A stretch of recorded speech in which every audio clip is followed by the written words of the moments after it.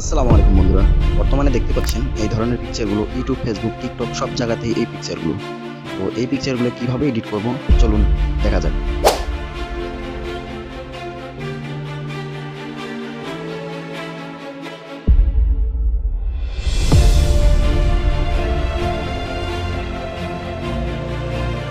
Wow.